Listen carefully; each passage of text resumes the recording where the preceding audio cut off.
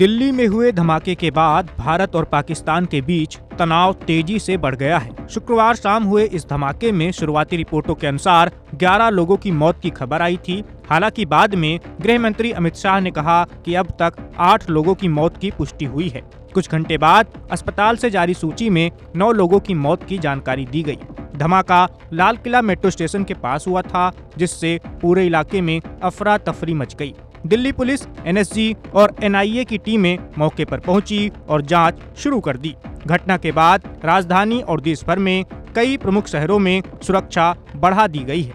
इस धमाके के बाद पाकिस्तान में भी हलचल तेज हो गई है।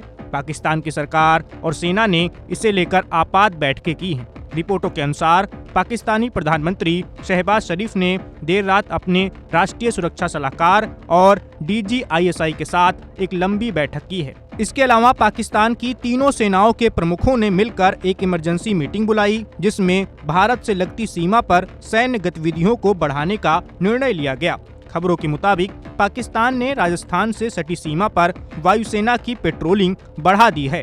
वहां फाइटर जेट्स को सीमावर्ती इलाकों में उड़ान भरने के लिए निर्देश मिले हैं।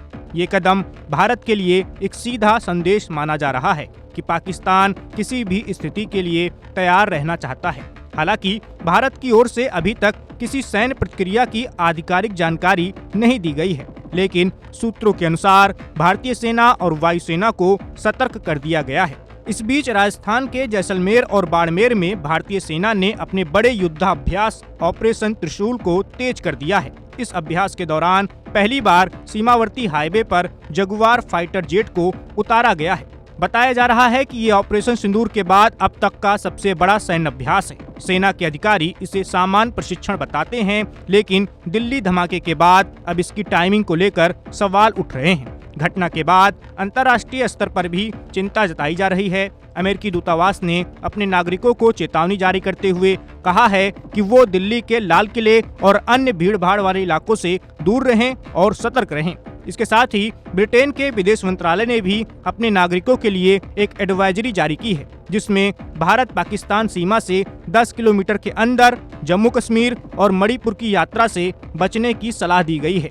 फ्रांस के दूतावास ने भी कहा है कि धमाका 10 नवंबर की शाम करीब 7 बजे हुआ और फिलहाल मृतकों की सही संख्या और कारण स्पष्ट नहीं है। भारत में घटना के बाद सुरक्षा एजेंसियां हर पहलू की जांच कर रही हैं। जांच में आतंकवादी साजिश की आशंका को नकारा नहीं गया है। सूत्रों के मुताबिक खुफिया एजेंसियों को धमाके से पहले कुछ संदिग्ध इनपुट मिले थे, लेकिन उसकी पुष्टि नहीं हो पाई थी। प्रधानमंत्री मोदी को देर रात रिपोर्ट दे दी गई है और उन्होंने दिल्ली पुलिस व गृह मंत्रालय से सख्त कार्रवाई के निर्देश दिए हैं। फिलहाल माहौल तनावपूर्ण है। एक तरफ पाकिस्तान की सीमाओं पर गतिविधि बढ़ती जा रही है, वहीं भारत में भी सुरक्षा एजेंसियां चौकन्नी हैं। धमाके की जांच जारी है और दोनों देशों के बीच बढ़ते तनाव को देखते हुए सीमा पर अतिरिक्त बल तैनात कर दिए गए हैं। Subscribe to One India and never miss an update. Download the One India app now.